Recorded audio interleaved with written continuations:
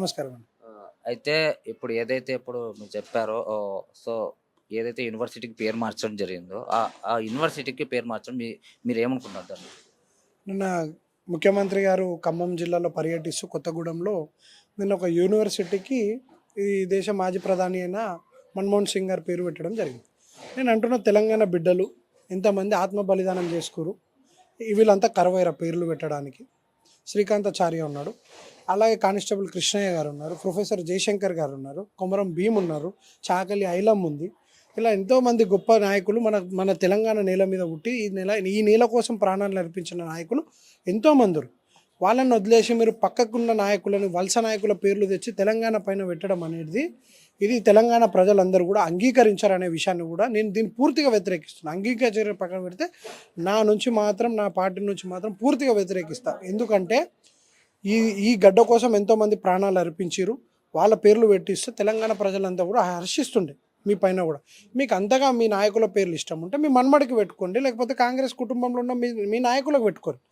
ఈరోజే తెలంగాణ తల్లి నుంచి నువ్వు బతుకమ్మను వేరు చేసినావు, అలాగే బతుకమ్మ సీర నుంచి బతుకమ్మనే వేరు చేసేసినావు. ఈరోజు ఇంద్రమ్మ సీరగా తెచ్చినావు. అన్నపూర్ణ క్యాంటీన్లో అన్నపూర్ణను తీసేసి నువ్వు అక్కడ ఇంద్రమ్మ క్యాంటీన్ పెట్టడం జరిగింది. మీ వాళ్ళ పేర్లు మార్చడం తింది. ఇది ప్రజాస్వామ్యం.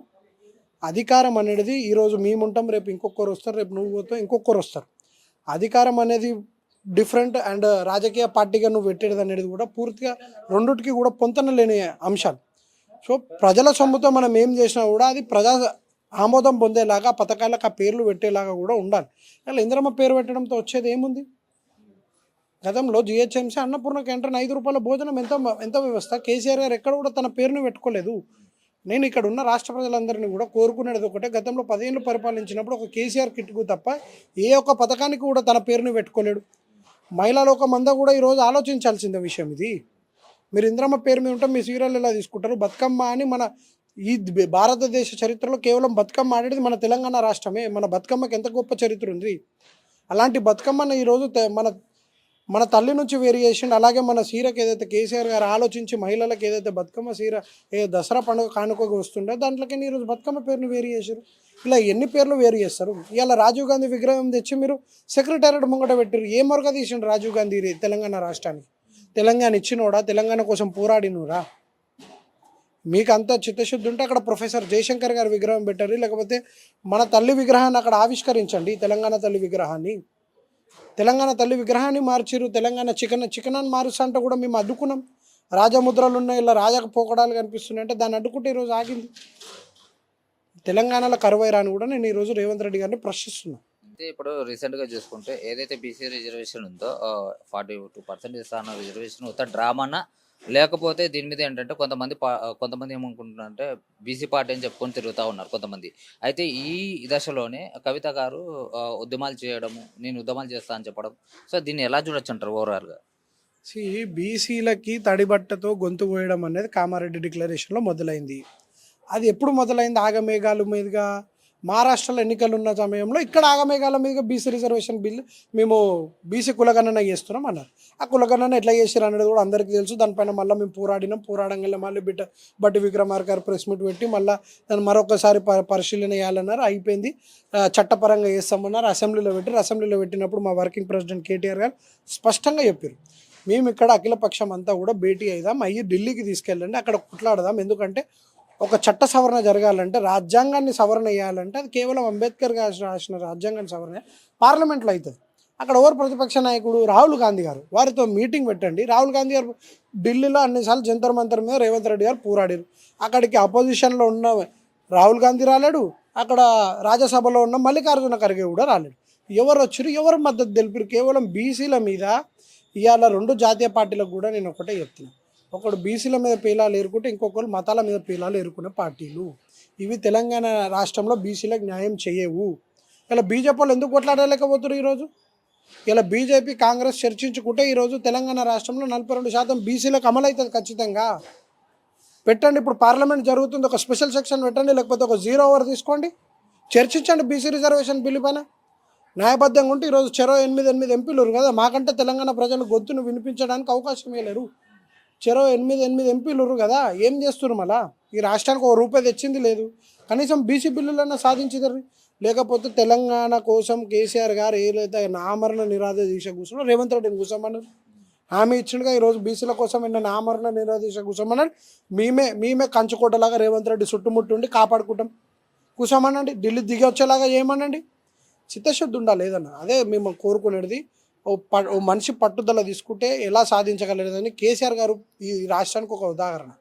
కేవలం గాలి మాటలు చెప్పి అరచేతుల వైకుంఠం చూపించేసి రాష్ట్ర ప్రజల్ని మోసం చేసిందంటే బీసీ మొత్తం 42% బీసీలకు రిజర్వేషన్ చేస్తా అని చెప్పి ఈరోజు బీసీ సమాజాన్ని అంతా మోసం చేసింది రేవంత్ రెడ్డి గారి ప్రభుత్వం.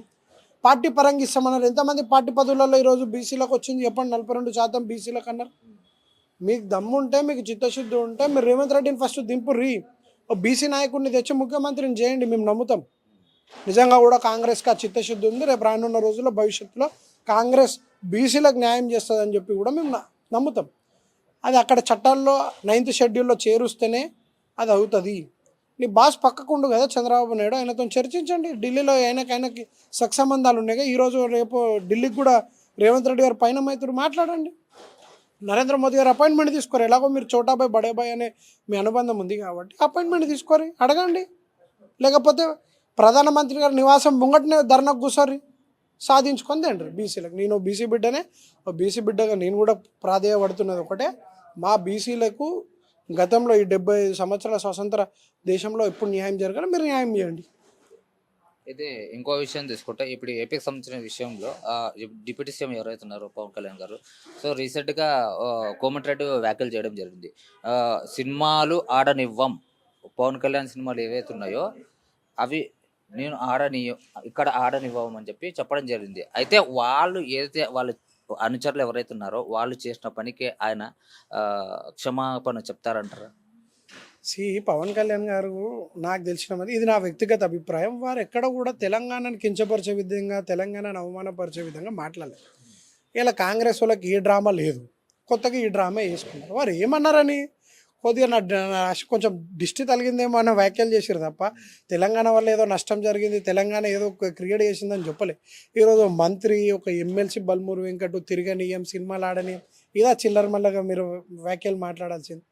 సమర్థంగా కొద్దిగా ఏదో సమాధానం ఇవ్వాలి తప్ప వారు దిష్టి తాకుతుందన్న దానికి మీరు మరి సినిమాలు ఆడనీయం, మిమ్మల్ని ఇక్కడ తిరగనీయం, మీరు ఒక ఉప ముఖ్యమంత్రి ఇలా మాట్లాడతారా అలా మాట్లాడతారా అనేది వాళ్ళ కాంగ్రెస్ ఒక డ్రామా చేస్తుంది. అంటే పవన్ కళ్యాణ్ అనే వ్యక్తి ఒక ఫేమ్, ఈరోజు దేశవ్యాప్తంగా ఒక డిప్యూటీ సీఎంగా, ఒక హీరోగా, ఆయన పవర్ స్టార్ అనే విధంగా ప్రతి ఒక్కరికి ఒక సుపరిచితుడు.